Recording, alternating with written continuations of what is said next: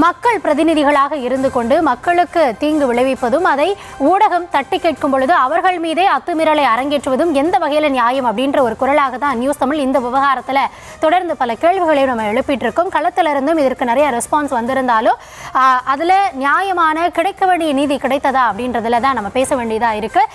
செய்தி அரங்கத்திலிருந்து நம்முடைய மூத்த செய்தியாளர் ராஜேஷ் இணைப்பில் இருக்காரு, நம்ம பேசலாம்.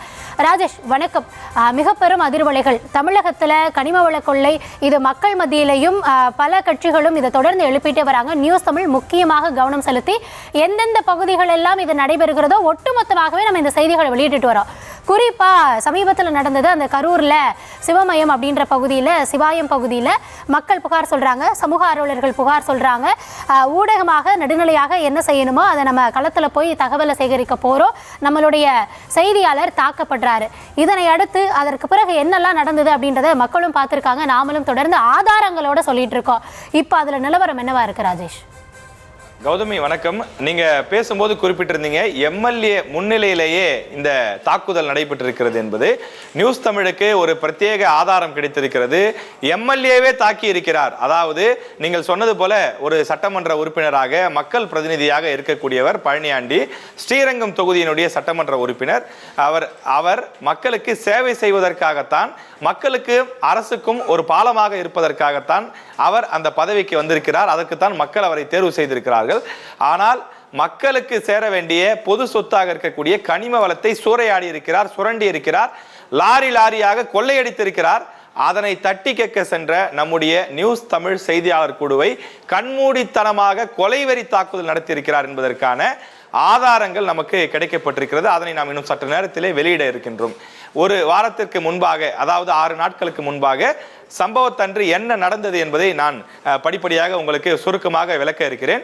நம்முடைய நியூஸ் தமிழ் தொலைக்காட்சிக்கு தொடர்ச்சியாக ஒரு தொலைபேசி வந்து கொண்டே இருக்கிறது. அதாவது அந்த கரூர் மாவட்டம் குளித்தலை அருகே இருக்கக்கூடிய அந்த சிவமயம் என்று சொல்லக்கூடிய பகுதியிலே கனிம வளங்கள் அளவுக்கு அதிகமாக வெட்டி கடத்தப்படுகிறது.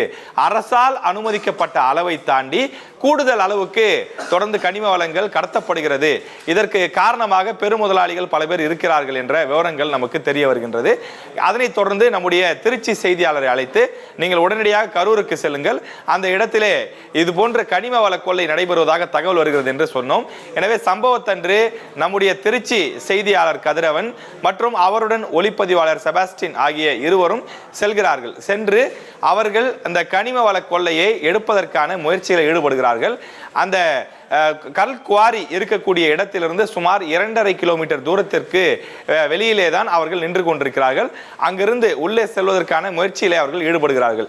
அதாவது அங்கு கனிம வள கொள்ளை நடைபெறுவது உண்மைதானா, அந்த வழியாகத்தான் லாரிகள் செல்வதாக தகவல்கள் கிடைக்கின்றது. தொடர்ந்து இரவு நேரங்களில் அதிகமாக அந்த கல்குவாரியிலிருந்து கடத்தல் நடைபெறுவதாக சொல்கிறார்களே, இதெல்லாம் உண்மையா என்று அவர்கள் அக்கம் பக்கத்தில் இருப்பவர்களிடம் அலசி ஆராய்ந்து கொண்டிருக்கிறார்கள். தங்கள் கையில் இருக்கக்கூடிய கேமராவை வைத்து இங்கிருந்து படம் பிடிக்க வாய்ப்பு இருக்கிறதா, முதலிலே நேரடியாக கல்குவாரிக்கு செல்லலாமா அல்லது வழியிலே செல்லக்கூடிய அந்த லாரிகளை படம் பிடிக்கலாமா என்பது குறித்தெல்லாம் அவர்கள் ஆலோசனை நடத்தி கொண்டிருக்கிறார்கள். இந்த விஷயத்தை தெரிந்து கொண்ட கல்குவாரியினுடைய அந்த முதலாளிகள் மற்றும் அங்கு இருக்கக்கூடிய அந்த குண்டர்கள், குறிப்பாக ஸ்ரீரங்கம் தொகுதியினுடைய சட்டமன்ற உறுப்பினராக இருக்கக்கூடிய பழனியாண்டியும் சம்பந்தமே இல்லாமல் அந்த இடத்திற்கு வருகிறார்.